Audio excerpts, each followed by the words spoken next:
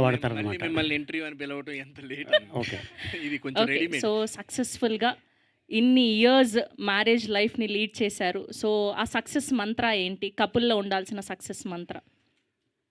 వాళ్ళు చెప్పేది మనం వినాలి, మనం చెప్పేది వాళ్ళు వినాలి. అంతే. ఏంటి నువ్వు చెప్పేది రెండోది జరగదంట అక్కడ. ఆ!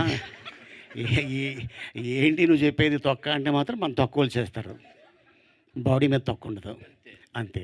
ఓకే. అది. ఎలానో జుబేదా గారు గూడా పక్కనే ఉన్నారు కాబట్టి, సో, ఇప్పటి వరకు ఆలీ గారికి చెప్పలేని, నచ్చలేని ఒక క్వాలిటీ ఏదైనా ఇలా సభాముఖంగా చెప్పాలి అనుకుంటున్నారా? ఏమైనా ఉందా నా గురించి చెప్పాలా? చెప్పు. ఇంకో అరగంటలో ఇంటికెళ్తాం. అప్పుడు ఉంటుంది నీకు. చెప్పు. ఏం చెప్తావు? ఇంట్లో కూడా మీరు కోపంగా ఉంటే బావుంటుందనిపిస్తుంటుంది. ఓహ్! రియల్లీ? వావ్! అంటే మా ఇంట్లో కామెడీ పీస్ ఉంది. మా చిన్న కూతురు. ఇక తను చూస్తే లోకం మర్చిపోతాం. ఇంకేముంది? ఆళ్ళే కదా వెరీ జీవితం. Nice. And love marriage better అంటారా? అరేంజ్ మ్యారేజ్ బెటర్ అంటారా? తల్లిదండ్రులు చూసిన అమ్మాయిని చూసి అబ్బాయి చేసుకోవాలి. అబ్బాయిని చూస్తే తల్లిదండ్రులు కూడా అమ్మాయి కూడా చేసుకుంటే బాగుంటుంది. లైఫ్ బాగుంటుంది నాలాగా. 32 ఇయర్స్ అయింది. ఇంకా ఆవిడతోనే ఉన్నాను. శ్రీనివాస్ రెడ్డి కూడా నువ్వు ఆ మధ్యన ఏదో చెప్పావు. కాదా అది కాదా అది మార్చేసుకున్నావా? లేదు లేదన్న. వాళ్ళే. మెట్రో బయట దాకా పోవటం ఇబ్బంది. అది ఆయనకు వేరే సెగ్మెంట్ రాసాం మేము. దీనికి వేరే ఉంది. ఓకే. సరే. సరే, శ్రీనివాస్ రెడ్డి గారిని అడుగుదాం ఇదే క్వెషన్. లవ్ మ్యారేజ్ బెటర్ అంటారా? అరేంజ్ మ్యారేజ్ బెటర్ అంటారా? ఏదైతే మ్యారేజ్ బెటర్, అది మెయిన్. అది ఉంటే ఏదో ఏరా దాన్ని- అయితే ఏంటి ఆ, కొట్టుకోవడానికి marriage అనేది అంటారా? అవసరం, లేకపోతే ఇబ్బంది పడతాం తర్వాత. ఏంటి నువ్వేంటి గుసగుస అంటున్నావు? గర్ల్ ఫ్రెండ్ దొరికిందా ఏంటి? వా అన్నారా? ఓకే. సో, రామ్ జగదీష్ గారు ఈ సినిమాకి డైలాగులు అందించడం జరిగింది. అండ్ మీ కోర్టు ద్వారా పోక్సో అన్న ఇదిని అసలు తెలియని వాళ్ళకు కూడా తెలిసేలా చేశారు. అండ్ రీసెంట్గా గుణశేఖర్ గారు కూడా విఫోరియా అన్న సినిమా ద్వారా ప్రజలకి రిలేట్ అయ్యేటువంటి తెలిసేటువంటి ఒక మంచి సబ్జెక్ట్తో పలకరించారు. సో, నెక్స్ట్ ఎలాంటి జానర్లో సినిమా ఉండబోతుంది? ఆర్ఎల్స్ ఇలాంటి సొసైటీకి యూజ్ అయ్యే సినిమానే తీయబోతున్నారా? డెఫినెట్లీ అండి. It's definitely sensitive film. మళ్ళీ ఇంటెన్స్ డ్రామా ఉంటుంది. జానర్ ఇంకా ఎక్కువ రివీల్ చేయలేము ఇప్పుడు. Yeah, too early to talk. Okay. But the genre is an intense drama. Okay. So, మీ దృష్టిలో మ్యారేజ్ మీద ఉన్న ఒపీనియన్ ఏంటి? లవ్ మ్యారేజ్ బెటర్ అంటారా? అరేంజ్ మ్యారేజ్ బెటర్ అతను అంటారా? అడగమన్నాడని అడిగారా మీరు? నా సెగ్మెంట్ లేదు లేదుగా. చెప్తాను చెప్పండి క్వశ్చన్ మళ్ళీ ప్లీజ్. లవ్ మ్యారేజ్ బెటర్ అంటారా? అరేంజ్ మ్యారేజ్ బెటర్ అంటారా? లవ్ మ్యారేజ్ చేసుకున్నాడు మీరు ఈ క్వశ్చన్ అడగకూడదు. మీకు నాకు తెలుసు.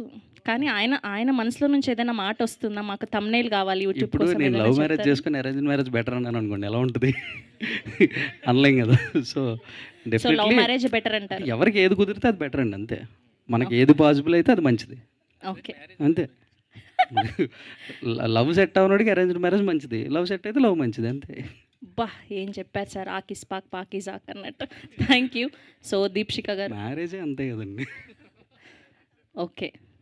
So, Deepshika garu, so good to see you. వాళ్ళని Likewise. కూర్చోమని చెప్పాము. సో, వాళ్ళేదో కొంచెం నెక్స్ట్ సక్సెస్ మీట్‌కి కూడా శ్రవంతినే పెట్టాలా లేదా అని ఆలోచిస్తున్నారు. Okay. So, You're looking so మీకు good today. Thank you so much. You two. Thank so, మీరు పెళ్లి చేసుకోవాలి అంటే సో, అబ్బాయిలో ఉండాల్సిన క్వాలిటీస్ ఏంటి? Qualis అబ్బాయిలో అబ్బాయిలో హస్బెండ్ మెటీరియల్‌లో ఉండాల్సిన క్వాలిటీస్ ఏంటి? దీప్షిక గారు పెళ్లి చేసుకోవాలి అంటే సో, ఎలాంటి క్వాలిటీస్ ఉండాలి? నా పేరు చెప్పకమ్మా. నా పేరు చెప్పకు. సార్ ఇలాంటి షాక్ ఇవ్వకూడదు సార్. సో క్వాలిటీస్ అని ఒకటి ఉండితే బెటర్. క్వాలిటీస్ అన్నది ఉండితే బెటర్. అదే ఎలాంటి క్వాలిటీ? క్వాలిటీస్ అంటేనే మంచి క్వాలిటీసే కదా. మంచి క్వాలిటీస్ ఉంటే better. That's what I am అంటే ఎలా మీరు షూటింగ్ అయిపోయి ఇంటికి Example రాగానే కావాలా? వంట చేసి పెట్టాలి అలాంటివి? అది నాకు తెలియదు కదా, ఫ్యూచర్లో ఉంది.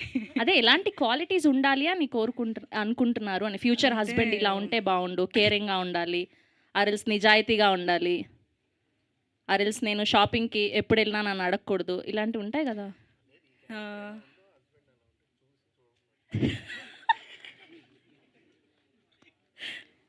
should be matured enough to deal with things. Very nice. So మీ ఇప్పుడు డెస్టినేషన్ వెడ్డింగ్స్ అని చాలా ఉదయ్పూర్ అని దుబాయ్ అని వెళ్ళి పెళ్లి చేసుకుంటున్నారు కదా, సో మీ వెడ్డింగ్ డెస్టినేషన్ వెడ్డింగ్ అవ్వాలి అంటే ఏ లొకేషన్ బాగుంటుంది అని అనుకుంటున్నారు? ఇప్పటికీ నాకు ఏం ఐడియా లేదు. I don't have any idea about it. Okay, మీ ఫేవరెట్ కపుల్ వాట్ ఎవరు? Is your idea? నాకు పెళ్ళి అయిపోయి 12 ఏళ్ళు అవుతుంది, ఇంకేం ఉంటుంది? Oh, ఇంకే వేరే ఆప్షన్ లేదు ఇంకా. Okay. Okay. Thank you so much. Yeah. Yes, Surya garu. Hi అండి. హలో. చాలా బాగుంది, చాలా ఇంట్రెస్టింగ్గా ఉండబోతుందని అయితే అర్థమైంది క్యారెక్టర్. సో మరొకసారి అడ్వాన్స్గా కంగ్రాచులేషన్స్ మీకు.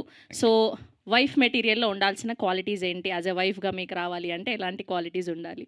ప్రస్తుతం అలాంటి ఆలోచన ఏం లేదు, బట్ ఇఫ్ ఎట్ ఆల్ ఉంటే గనక నన్ను నాలాగా ఉండిచ్చి అట్ ద సేమ్ టైం తనకి ఎలాంటి కల్మషం లేకుండా ఒక మంచి అమ్మాయి ఉంటే చాలు. ఓకే, ప్రేమ గుడ్డిది అంటారు కదా, సో దాని మీద మీ ఒపీనియన్ ఏంటి?